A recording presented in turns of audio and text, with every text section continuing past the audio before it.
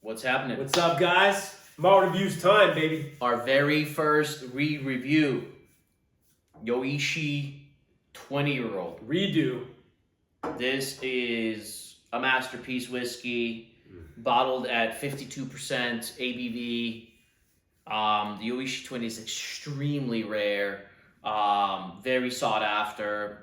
You know, goes for 2,000 pounds, $3,000. It's gotten crazy. Very, very expensive. Look at And this. Other man. yeah, Oh my god. this is the great representation of the elegance of what Japanese whiskey can do, and also what Mizunara oak casks can do with aging with special whiskey like this. And also very timely, considering one, the controversy with Japanese whiskey using Scotch, labeling it Japanese, and the recent news that Japan is finally going to regulate the Japanese whiskey industry, similar to how Scotland and everyone else does it. So at least to put Japanese whiskey for real or just whiskey, so you know.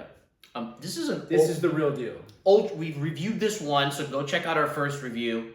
I'm gonna try to keep this review a little bit more short and simple, concise. Yeah. But this is a magical representation of the finest Mandarins you have ever nosed, tasted, smelled. They are just, it is crystallized Mandarin oranges to perfection. But this is almost like a new, as I was telling Narby earlier, a new different type of orange, like varietal, where it's like beyond. It's the sweetest, most succulent, juiciest, but it's a little tart too. It's almost like Mandarins had like a little stepchild with like guava or mango or That's something. That's what I mean. Like that. It's almost getting like that exotic, tropical level. Yeah. Yeah. It gets to that level of fruit where it's reminding you of the most delicious Mandarin you've never had because it's that delicious. But then when you kind of dig into it, it's almost like the Mandarin had a baby with like a guava or like a mango. It's kind of like mango-y, guava-y, almost kiwi-y. Yeah. Now, we always say with Hakushu's the Lafroig of the Suntory family, right? Yamazaki's the Macallan, Hakushu's the Lafroig. This is peated, but the earthiness, the rainforestiness of this, it's so different than Hakushu, and it so has its own playing field. It's so unique. It's like the Mizunara, the Japanese rainforest, is the star of that peaty element. It's so different. It's like you're walking through a Japanese rainforest, been raining forever, and those beautiful fruits you mentioned, that Mandarin stepchild, mango, guava, kiwi thing is just hanging off, and you're just grabbing it and biting into it. We mentioned the most delicious new varietal of like an orange, a Mandarin. It's also got the most beautiful honey sweetness, a rich honey sweetness that's just exquisite. It's like going to that 5-star restaurant or whatever it is, and you get that most beautiful honey dessert you've ever had. It's got this most rich but balanced, not too much, elegant honey. And like we mentioned in our first review, and like you just mentioned, that Japanese rainforest. There's something earthy about this, where that's why you say rainforest, and you say forest because it reminds you of kind of those like pine trees and leaves, and rain, but all kind of forefronted by the fruit and the sweet honey flavors. But also like the rainforest, the forest floor, the dirt, the earth, but it's like soaked in honey. Like it's been raining honey all over the dirt, the leaves, the trees, the pine, that freshness, and all those fruits. It's literally the earthiness of a rainforest in terms of like what you're gonna get from trees and leaves and flowers and greenery. But like you said, the rain is not rain, the rain is honey.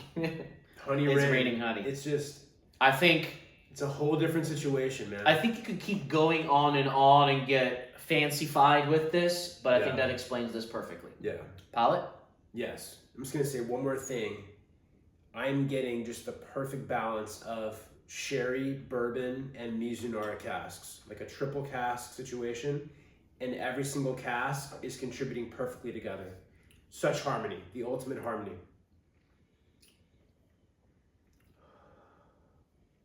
Because, I mean, look at that color. Like, how does that not have nutty sherry cask influence? And it's just... Mike, this bottle has been open for... It's perfect. It's been open for 5 years. Oh my God. 5, 6 years. And it's still perfection. It's rich on the palate. That earthiness.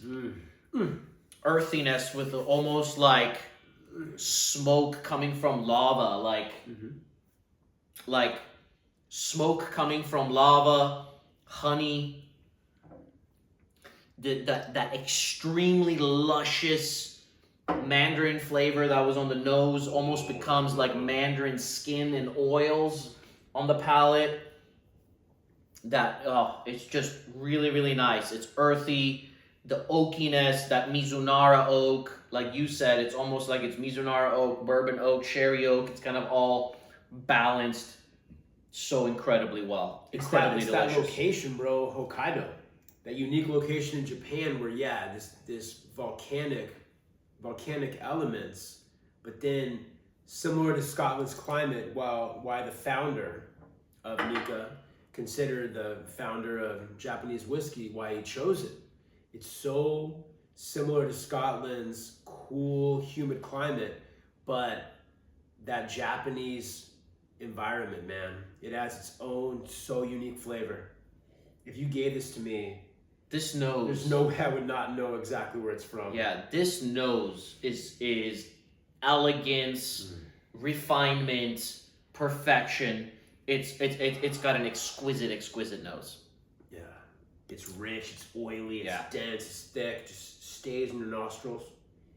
I mean, that Mandarin orange having a baby with guava and mango and kiwi element to it, it's exquisite.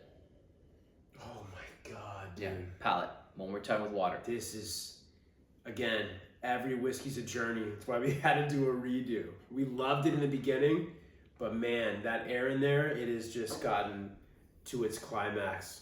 You know, potentially. I don't think it's any better or worse than the first review. I think it's just as good. I think it's just as good from what I remember. It's just as good. No, I'm getting tartar like lemons and limes and yuzu. Yeah.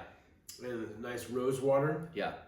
Definitely rose water, yuzu, like you said. It could be that too. It could not just be the air. It could be the time and like my understanding of it. Of course. At least I appreciate it so much more to its fullest than I did 5 years ago. 5 years ago was our the finish is lingering. It is pretty dry on the palate.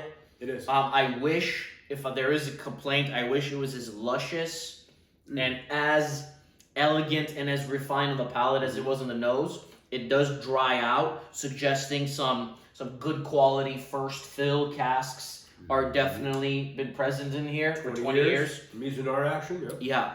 And I don't mind that. I enjoy a nice dry finish, yes. But it does leave with some very unique, exotic Japanese oak play on the palate, suggesting a lot of age, suggesting whiskey's even older than 20 years old. When you're going on the palate, it's almost feeling it's like those mandarins being that juicy. You want a little more juice on the palate. So I'd say the wow factor in this whiskey is the nose, and the palate is enjoyable, but it doesn't meet the nose for me.